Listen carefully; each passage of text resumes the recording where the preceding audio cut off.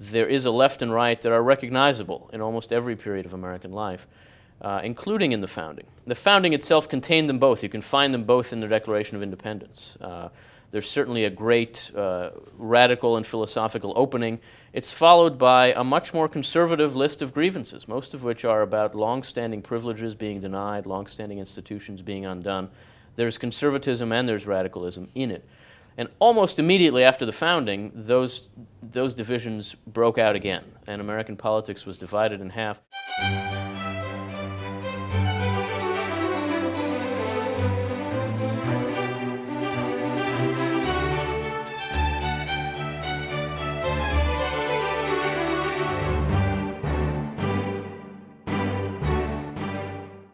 Yuval Levin served on the domestic policy staff of the George W. Bush White House before his encounter with journalistic greatness.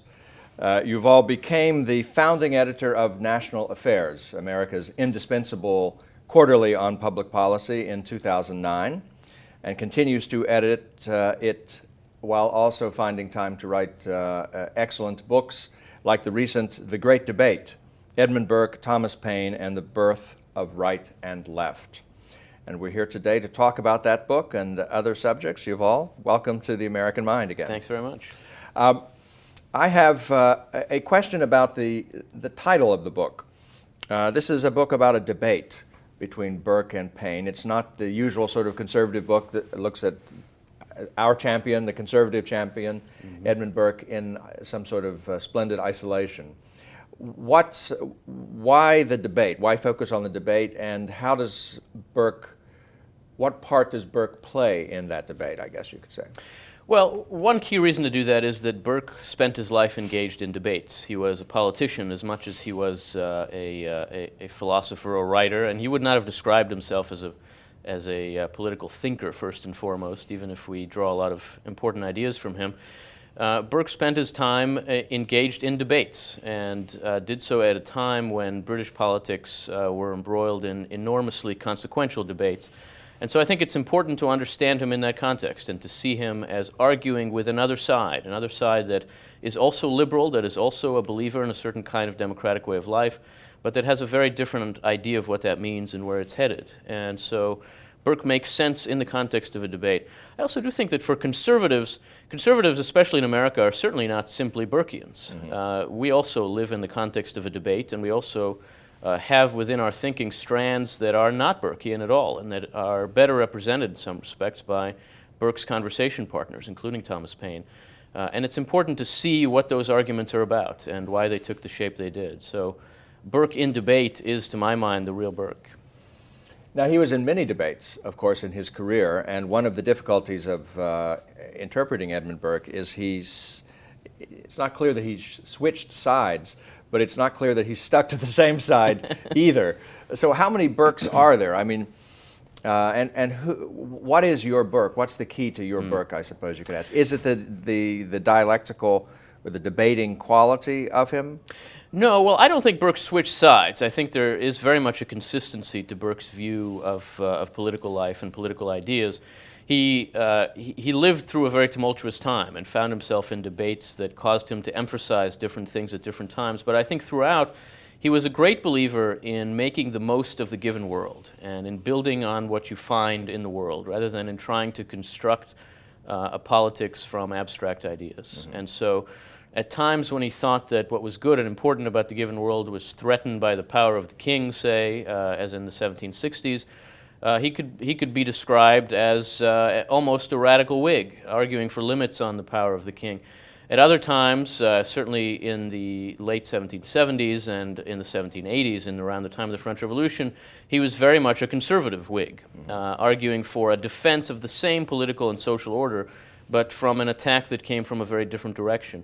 But throughout, he was concerned to defend what was good about the order of English life and English politics as he understood it, and always believing, because Burke began from low expectations, and I would say this is essential to my understanding of Burke, he was much more impressed by what was working in political life than he was outraged by what was not. And so he always wanted to build on the good that your society offers to address the bad rather than to try to throw away what you have and imagine that you can do better from scratch. That, to me, is the essential Burkean insight. Yes, that's a nice line, actually. But if, I mean, one of the difficulties in pinning Burke down, and the reason there have been so many different, if I may say so, conservative Burkes, is that precisely the statesman-like quality of his thought meant that he had to bend with circumstances. And so there is a conservative Burke who is a sort of traditional natural law thinker. There's also a kind of conservative Burke who is a utilitarian and who is guided by the public good, but in a very concrete and not abstract way. And there seems to be a bit of truth in each of these, but in your view, there's something else to him that the others don't get, right? I think that's right. I think part of Burke's teaching is about how we can get to the principles of politics.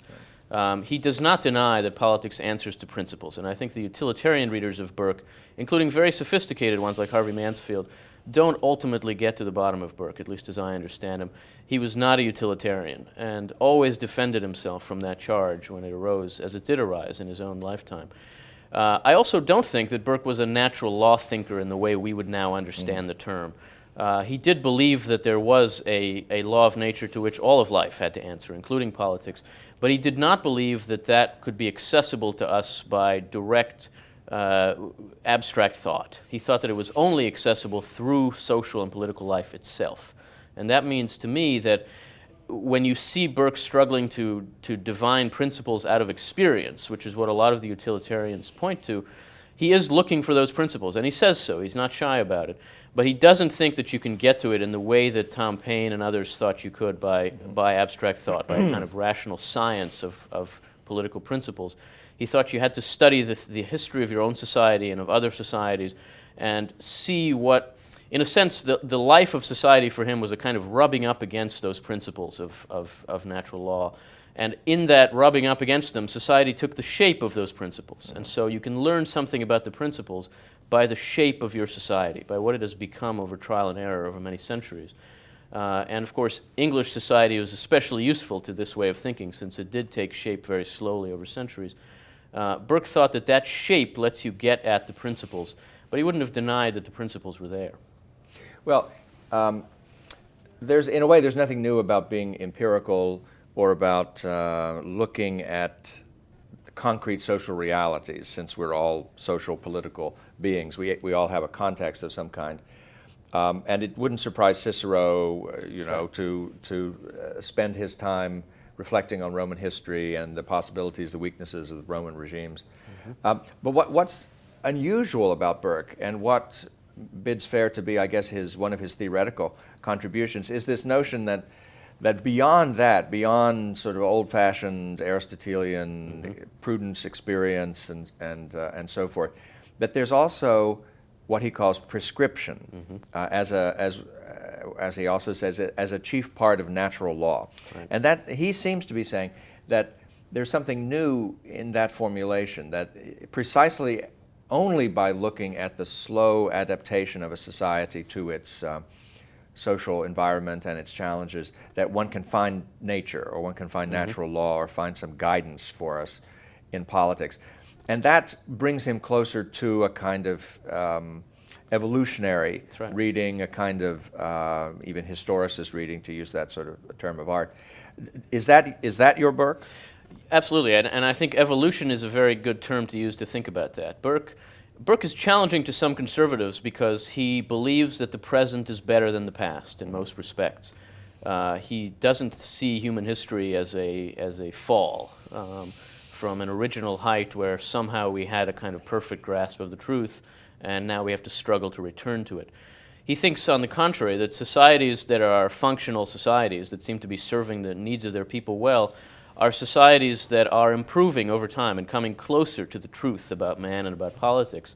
And that the process by which that happens is a kind of evolutionary process, in the sense that it's a trial and error process where what is kept from that gradual, slow experimentation is what works, and it works for a reason. The what works part is what attracts utilitarians to Burke, but I think it's crucial to Burke that is only so because ultimately that society is drawing closer to something that is true about human life and about political life and about liberty as he understands it. So he has a kind of fuller liberalism. He doesn't think of the liberal society as a discovery of the Enlightenment, as something that just became known 100 years earlier, as Paine and some others tend to think of it. He thinks of it as an achievement of Western civilization, and so as something that's both deeply rooted in a much longer history. He would not have been surprised, and I think he would have been humbled to think of himself compared to Cicero. He certainly saw Cicero as a great hero. I think he was an Aristotelian in some important respects. The only philosopher, real philosopher, that Burke ever quotes is Aristotle. But as you say, he was more than that, because he did have a kind of more modern natural law sense of what it was that all of history was pointing to. It's not historicism, it's just a difference of epistemology above all. It's a difference about how we can get to the principles that ought to underlie politics. And Burke thought that because it was so difficult to get to them, the challenge for the statesman is to create a space in which society can live most of the time without having to resort to original principles. A space that answers to those principles and makes room for prudence, so that most political questions are prudential questions. But there are exceptions. There are times when you're forced to think about the boundaries of that space as such. And so in those times, you really do have to resort to principle. And Burke thought that those times were especially times when Britain was confronted with problems abroad. And so the French Revolution was like that for him, but so was the treatment of the Irish Catholics, so was the treatment of the natives of India. Burke didn't think that the American Revolution raised fundamental theoretical questions. He thought that that raised a prudential challenge, and that the British government was making a mistake, but that it was not a fundamental philosophical mistake, it was a prudential mistake. Am I incorrect in detecting some Hayek in your Burke? Well, I think it's fair to say that there is some Burke in Hayek, as Hayek himself would have said and did say. If you think about the first 4 chapters of The Constitution of Liberty, which I think is Hayek's great book, are very Burkean and call on Burke quite a lot. They quote Burke quite a bit. Hayek likes Burke's epistemology. He likes his approach to how we can answer questions. He's not ultimately a Burkean because he really is a utilitarian. And I think he would acknowledge that too. But there's certainly something to Burke's approach to knowledge that I think is present in Hayek. And it appeals to me because I think it speaks to our challenges now. It's not all there is to Burke by any means, but I think that in thinking about the limits of technical knowledge applied to political life, it's extremely important and very instructive. But of course, it is a question then, if whether you can confine the innovation, as it were, to epistemology without it bleeding over into the substance of justice or into the, the political sphere. I think you can only do that by a constant struggle, by knowing that you have to. It doesn't contain itself. Utilitarianism has this way of overtaking everything else, and there's no question that that danger is implicit in Burke, and the people who read him that way are not crazy. But I think that he himself struggled to keep it within those bounds, and I think that the way to read him that is useful to our kind of liberal democracy would keep him in those bounds. And to what extent is he useful to our kind of political democracy? He obviously wrote for a different constitution, for one with great establishments, as he called them, the church, the landed nobility, many things that would strike you as foreign to us, both as a democracy and as a modern 20th century country and not an 18th century one. Well, I don't think that Burke is ultimately only useful in his own time. I think that he is, in that sense, a genuine philosophical thinker. He got at something that's important and true, and therefore timeless, too. And it's especially useful for us living in liberal democracies. I think that that's so for a couple of reasons. First of all, his basic disposition, his attitude that we should start by being grateful for the good rather than by being outraged at the bad, is a very important corrective to a lot of more radical liberal thinking. Burke was a liberal. He was a Whig. He was not a Tory. He believed that the present was better than the past, and he believed that improvements were being made to the English system in his own time. He was part of a lot of those. He was a reformer. But he didn't think it was inevitable that the future be better than the present. No, not at all. He wasn't a believer in inevitability in politics at all. And so he didn't see some wave of history sweeping things over. He thought that it was the challenge of politicians and of statesmen to think about where things should go. But that disposition which set him apart from a lot of other Whigs and from a lot of radicals and from Thomas Paine and many others. The idea that we should begin with gratitude for our inheritance, I think, is extremely useful to any liberal democracy. His approach to knowledge is also very useful to us. His sense that we can learn from the history of our own society is extremely important to us. Even though we live in a society that was founded in a revolution, in a sense, it is nonetheless a society that has a history before that revolution. And I think it's important to understand the American founding as taking place in the context of exactly the debate that Burke was part of. So that in trying to understand something about American life by looking to that debate, I don't want to suggest that American conservatives are who we are because of Burke or because we read Burke. It's not a genealogical explanation. Rather, the idea is that these two dispositions that Burke and Paine so well represented arise in almost any liberal democracy. They arise naturally in response to the circumstances of our way of life and of our thinking about politics. And they are distinct. They are one of the reasons why we tend to have two parties in our country and why there is a left and right that are recognizable in almost every period of American life, including in the founding. The founding itself contained them both. You can find them both in the Declaration of Independence. There's certainly a great radical and philosophical opening. It's followed by a much more conservative list of grievances, most of which are about long-standing privileges being denied, long-standing institutions being undone. There's conservatism and there's radicalism in it. And almost immediately after the founding, those divisions broke out again, and American politics was divided in half.